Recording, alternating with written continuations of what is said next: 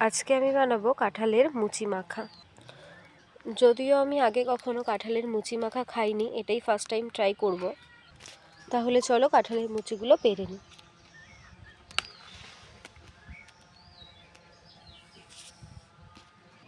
তারপরে এগুলোকে ভালো করে ধুয়ে পরিষ্কার করে নেব। এরপর এগুলোকে ভালো করে মিহি করে কেটে নেব। কিছুটা এরকম দেখতে হয়েছে।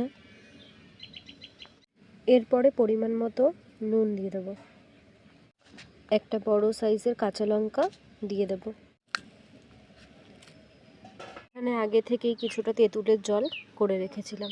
এরপর এই তেঁতুলের জলটা এর মধ্যে দিয়ে দেব। আর দিয়ে দেবো কিছুটা পরিমাণ মতো চিনি আর অল্প একটু সর্ষের তেল।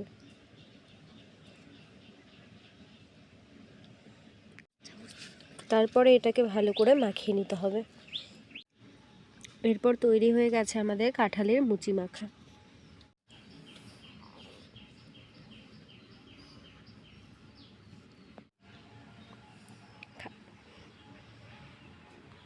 দারুণ।